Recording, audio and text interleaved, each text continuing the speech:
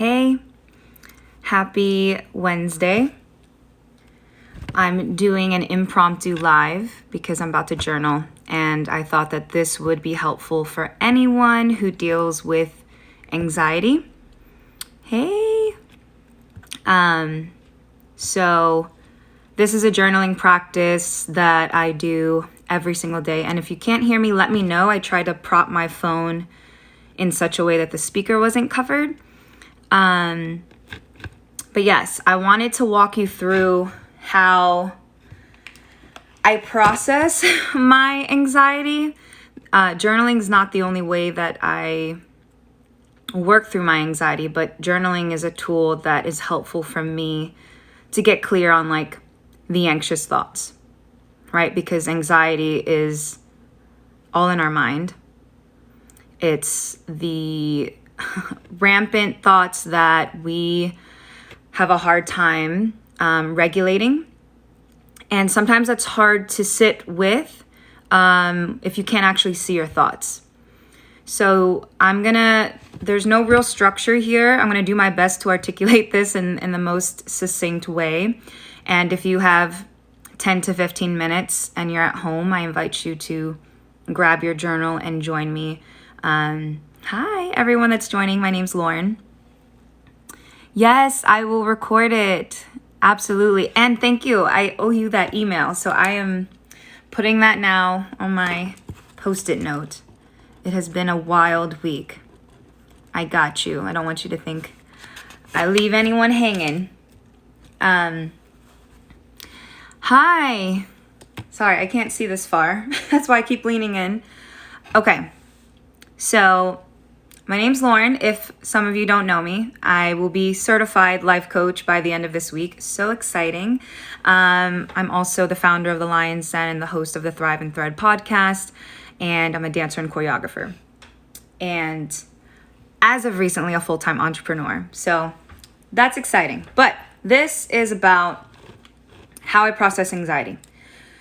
Okay, and the only way I can really teach this is to give you personal experience. So last night, roughly around, I don't know what time it was. It was late. It was like already midnight. I was wired after running our Tuesday night dance class at the Lion's Den. And I just had this wave of massive thoughts, of massive fears. I'm not going to go into the details of it just to honor my own privacy. But there was some... When I have anxiety, I can start to feel it in my chest. I can feel it in my shoulders. And there's like this type of energy, right? The best way I can think about or explain it is when we were kids and we were on a swing and you'd swing all the way up and then come down, and like that feeling in the pit of your belly is sometimes how I feel with anxious thoughts. Hey everyone. Hey Mabel. If you're just joining, I'm going to walk you through how I journal through anxious thoughts. So, I talk about this a lot. If you've never worked with me, you don't know this, but I like to journal in the second person. So talking to myself. So not the third person. Third person would be like, Lauren is blah, blah, blah. First person would be, I feel da, da, da. I like to do second person because it creates a degree of separation from me and the thoughts. So what it does is it positions me as the observer of my thoughts rather than my thoughts are my identity, which is what heightens anxiety. The anxiety tends to escalate when we have no ability to step outside of ourselves. And this is where a meditation practice, a mindfulness practice is crucial, to have that self-awareness to be like, wow, what I feel right now is anxiety. What I'm feeling right now is some future thinking and catastrophic. I don't even know how to say that word. Catastrophizing. Is that a word? You know what I'm talking about. When we think about something that could happen in the future and we only think about the worst case scenario. And so our minds, our brains are wired to do that, to only think about the worst case scenario. And that comes from our ancestors. That comes from long, long time ago before you and I were here. Exactly. Observe your thoughts. because of the survival mindset, right? It's always looking out for danger, looking out for threats. So it's in our DNA to be on guard. And hey, Terry, it's in our DNA to be on guard. And that's useful when we're in life-threatening situations. But majority of the time, I'm going to assume that you and I are not in life-threatening situations. Now, granted, that's a whole different argument in itself in light of what's been happening in the AAPI community. But majority of the time, our anxiety is stemming from our own inner dialogue. It's stemming from our inability to navigate through ruminating thoughts. And so I wanted to do this live because I'm sitting here trying to process the anxiety that I feel right now. And thank you. Chloe, thank you. Wow, I don't know how to say that word. Catastrophizing. Yeah, y'all school me on that. Send me a voice note because I don't know how to say that word. But when we take a situation and we make it much more massive, right? So I'll give you a prime example.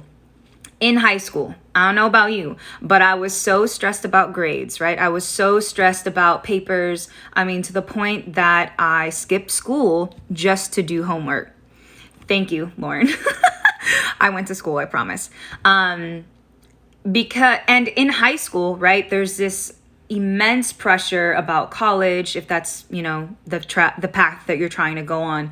There's this immense pressure to excel, right? And I don't agree with how schools are doing things, but that's another conversation.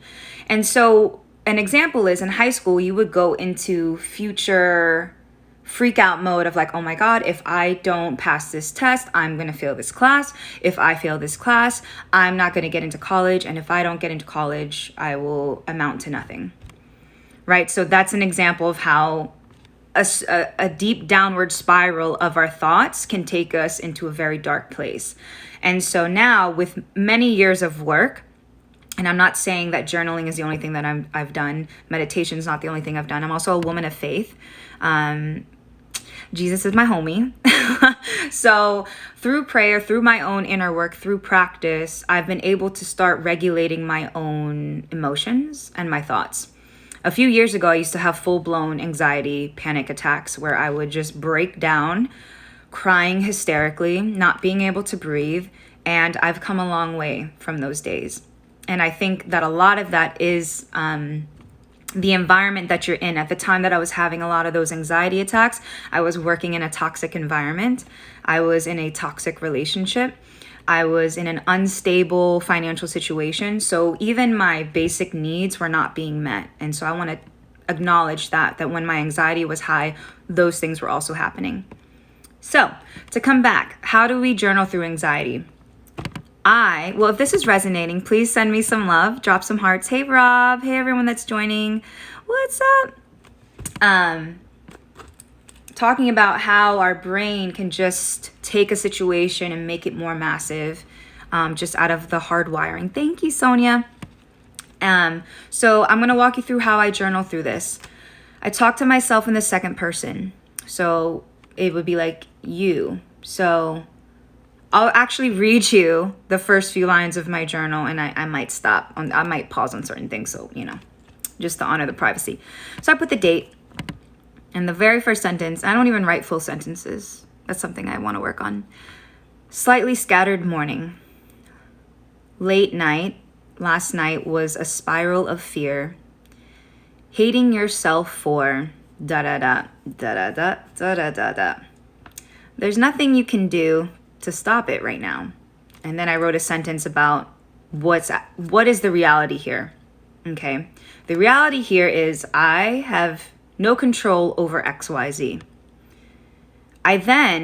Now if I continue down that mode of like all the negative things in that situation, it's not gonna help me. It's gonna be counterproductive. So what I start to do here is I acknowledge what is real and what is my fear, right? If we break down fear into FEAR, some people would say fear is false evidence appearing real.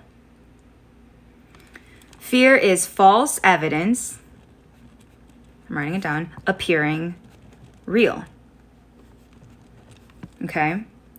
So you have to be able to dissect. Thanks, Sonia.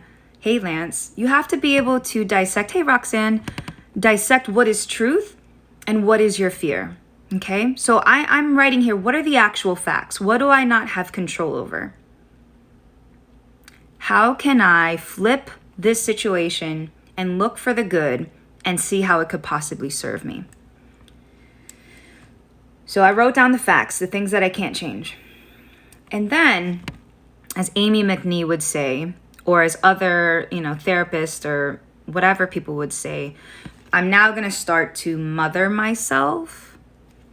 I'm going to start to love on myself. It's the same thing, right? I'm going to start to nurture the inner child within me that's starting to feel fear.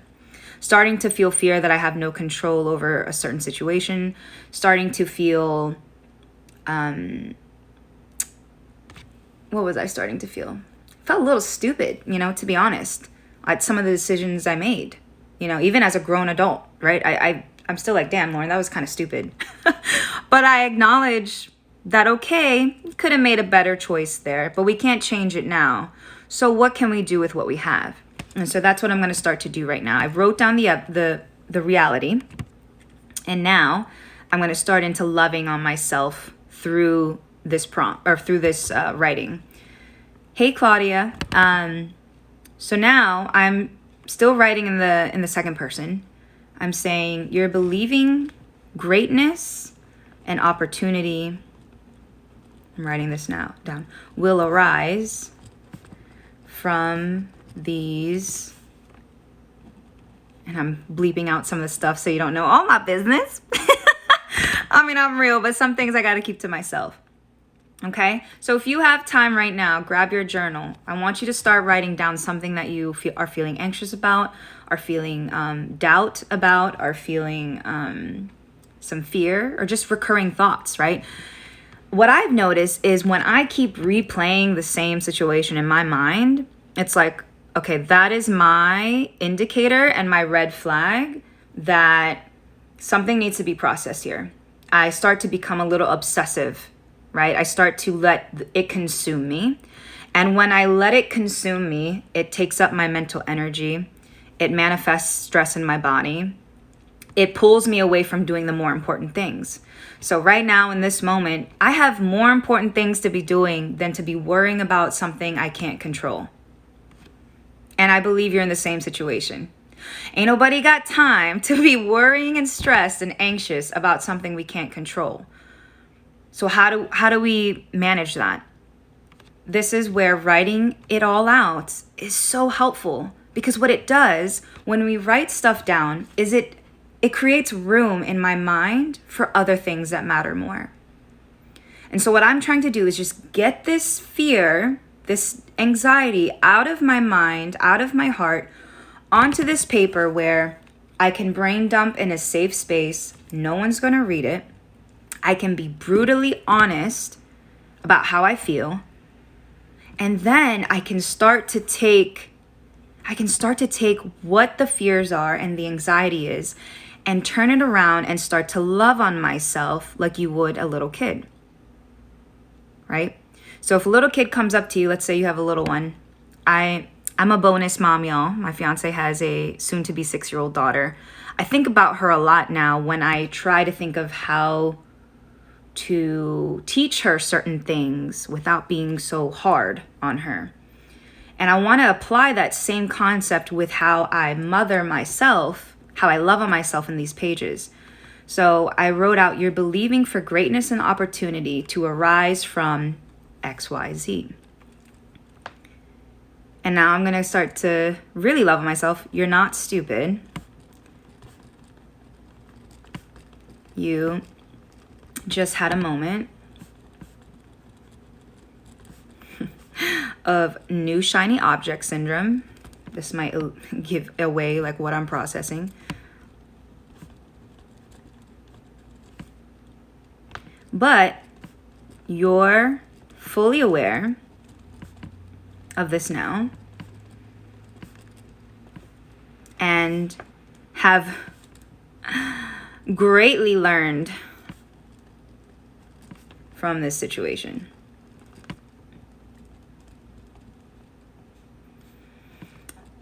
and I'm literally writing out to you what I'm saying right now. There are, hey Malcolm, hey Old Town Books, my favorite bookstore in Alexandria. Y'all go check them out. Woman owned.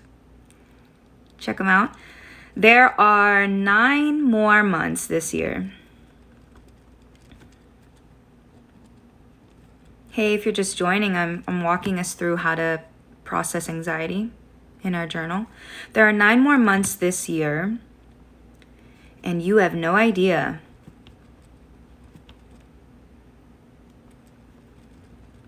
what God has planned for you.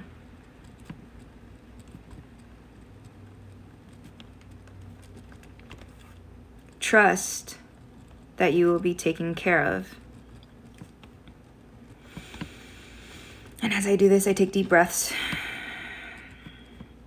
Trust that you have the ability to do what you need to do.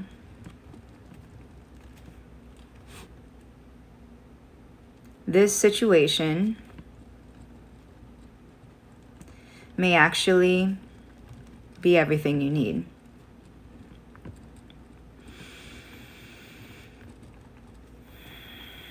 Give it a chance.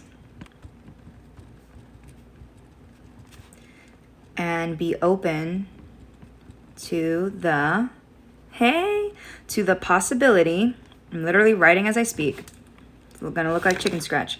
So I'm writing, this situation may actually be everything you need. Give it a chance and be open to the possibility. Sorry, my neck hurts. Give it a chance and be open to the possibility. I lost my train of thought. That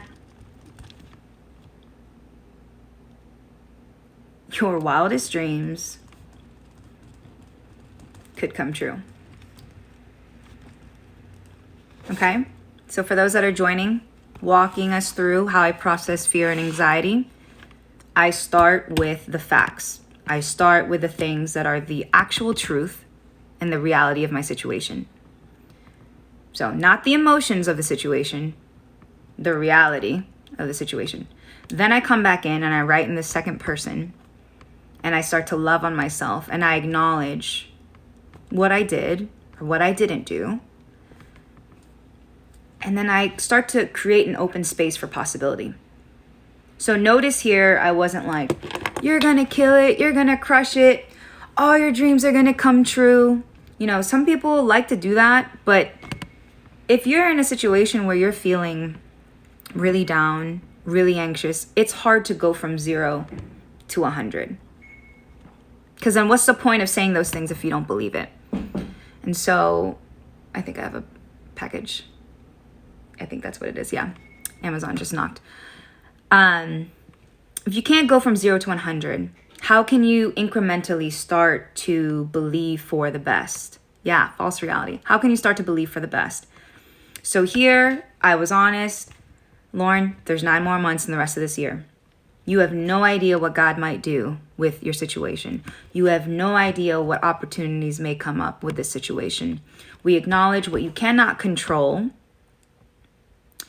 And we're going to put in the work to figure out how to finesse this situation in such a way that it serves me and excites me. Okay? So whenever I'm going through something, I'm the type of person where I need to enjoy it. I need to be excited about it. I have a hard time doing things I don't want to do, which is why I'm an entrepreneur, so that I can create the life that I want. And so I'm going to find ways that I can finesse a situation that is manageable, that lights me up, and that keeps me in alignment with the ultimate vision. So that was my How to Journal Through Anxiety IG Live. I would love to hear any questions or feedback, or just send some hearts if this served you in any kind of way. And if you know someone that would really benefit from this video, I invite you to share it with them once I post it to my timeline. But that's it. I journal every single day. Huge advocate. Thank you for the hearts. Huge advocate for writing out all that's in here, all that's in here. Because when we do that, we create space for the things that matter, right? I don't want to carry this fear and anxiety with me the rest of the day. I don't have time for that. I don't have energy for that. I got to show up for other people today. I got to teach a class today. I got to work on an application today. So I am deciding to put it in here. And once it's in here, you close that baby up, you put it away, and you decide to not give it any more attention. There's all these little dust thingies. Sorry, I need to dust. Thank you for being here. My name's Lauren. Hey, and if you're looking for a coach, hit me up. Hit the link in the bio. And I'm more than happy to partner with you on how to do this and how to pursue your dreams unapologetically. Thanks for tuning in. I'll see you later. Ciao. Oh, I'm reading this comment. God has said from the beginning of time that it's the simple that confounds the wise. Yes, thank you. I love that.